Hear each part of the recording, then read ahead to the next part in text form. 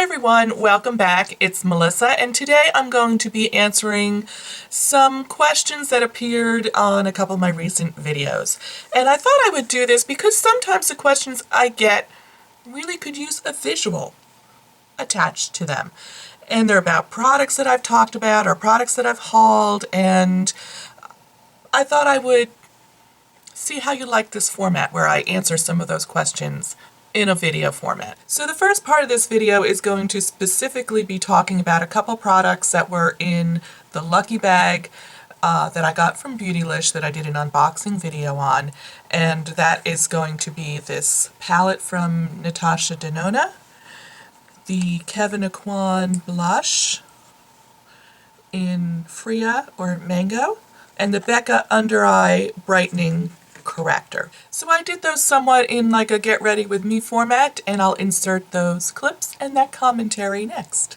So I'm testing out the Laura Mercier Illuminating Primer, which is why I'm extra glowy. So I do have that on my face to start, but I'm going to go ahead and apply the YSL Ink Fusion Foundation. Look, I'm down to here on this. Well, probably, yeah, down to here. That's crazy. I really like this foundation so much. So it is one of those serum foundations, and you do need to give it a really good shake. The top comes off, and you apply it with this little stick thing to dot it all over your face, which I kind of have a love-hate relationship with this, because as I get lower, it's harder to get product on it. See, now it only is filling it up to there. What's a girl to do? And I'm going to go ahead and blend it in with a beauty blender.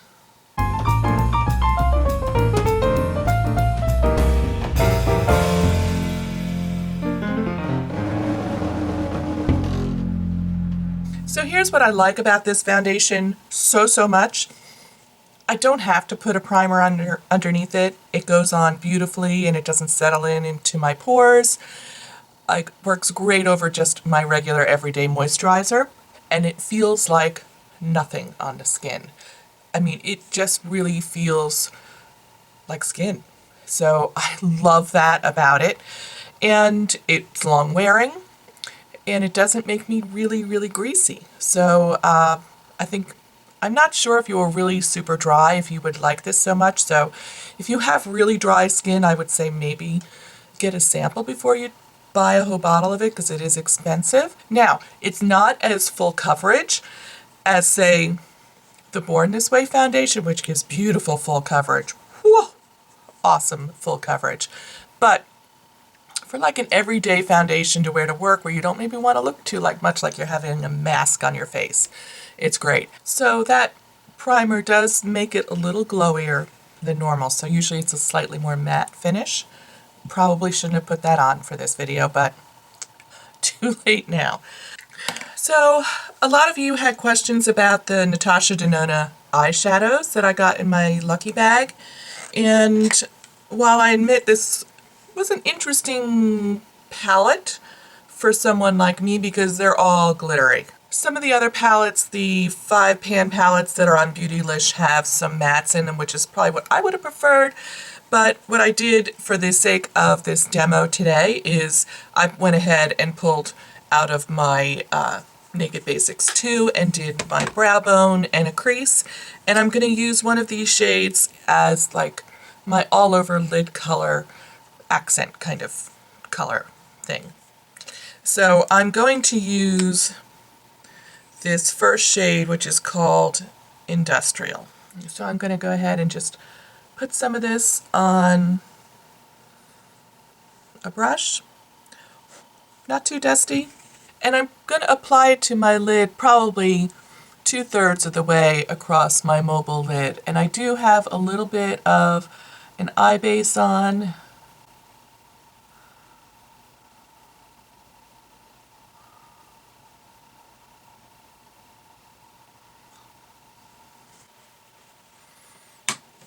Not a ton of fallout, which is nice, quite glittery. And I think I'm going to go ahead and go into this darker shade on my Naked Basics and put that on the outer corner and deepen the crease a little bit. As my first exposure to this brand, I would have liked to have had more assortment of finishes so that I could evaluate them a little bit better. So I think that was a miss on the brand's fault for putting this kind of a palette into the mix. I know some people got palettes that had more assortment of finishes, but for me, this does not make me want to race out to buy other shadows from this brand because they are so glittery. And I think for the price point, the age group that would probably wear this the most probably can't afford them. So I think that's maybe a mismatch. I don't know. But they are nice. I'm not saying there's anything wrong with them. They're nice, but it does not make me want to rush out to purchase more of these to try. I would be more inclined to try some more of the Visart matte palettes than I would to drop some big bucks on this. But I'm not going to do that either. Anyway, so let's go ahead and finish up. There was another question about the Becca Under Eye Brightening Corrector. I haven't used this yet, so I'm just going to use it today and share that with you. So let's go ahead and dig into this. It's very, how do I describe this? Feels a little greasy. Now, I don't have really dark under eyes. So I said it felt a little greasy, and it does. It feels very greasy is the only word I can describe. Which could be a bonus. It could almost work almost like a moisturizer underneath your concealer. So let's go ahead and put a little concealer on there too. It's nice. I don't know if I would do that extra step every day. I know a lot of people do.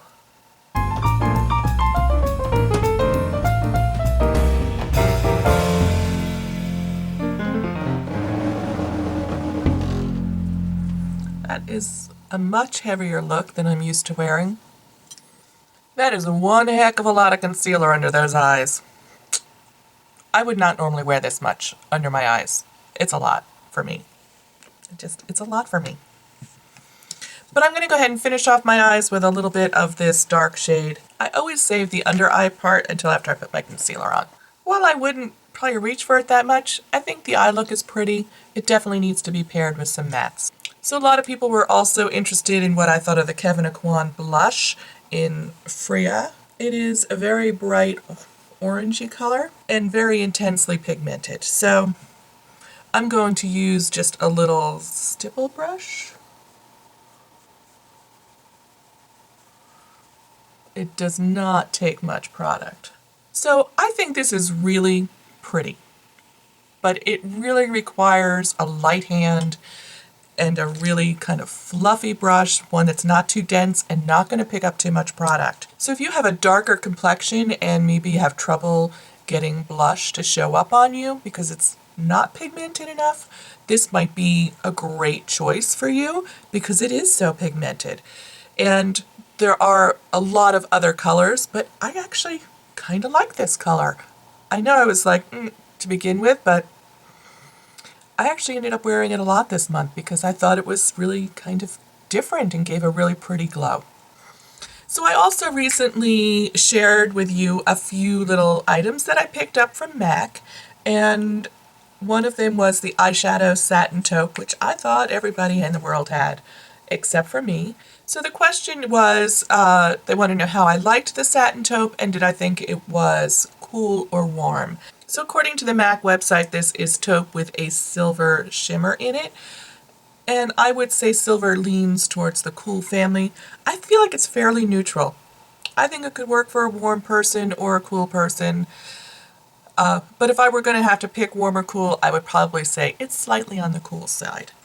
And I definitely think there's a little bit of a purpley undertone to this. I really like it. It's a beautiful one and done shadow. Beautiful. So there were also a whole slew of questions for Kate and about Kate. wanting to know what her workout routine was. Could she share her palette collection or her makeup storage, and how does she keep it pared down because she's in college and doesn't have a lot of space to bring a whole great big makeup collection with her. There's no way to actually really answer these questions because she is away at school. So perhaps we'll queue those up at a later time when she's home, or maybe next time that I'm out there visiting her, maybe I'll bring my camera along. We'll have to see how much we can pull together and share in that regard. So there was one other question about the Vise Art palette, if I could do a hot or not on the Paris nudes, and I will work that in. I'm getting ready to do a little traveling, so I'll try and do that when I get back. But I can definitely do that. Absolutely. So that's it for the little Q&A, the makeup related Q&A that has come up in the comment feed. Let me know what you think of this video, if this is something you'd like me to do more of, answering some of these makeup related questions in a video. And if you have makeup related questions that you want me to address in a future Q&A style video, please leave those below. And we'll see how we like this. We'll play with it for a little while, see if it works. So thank you so much for joining me today, and I look forward to seeing you real soon. Take care. Bye-bye. Isn't it frustrating when you can't find your favorite brush to do something? And it's probably right here under my nose. It was.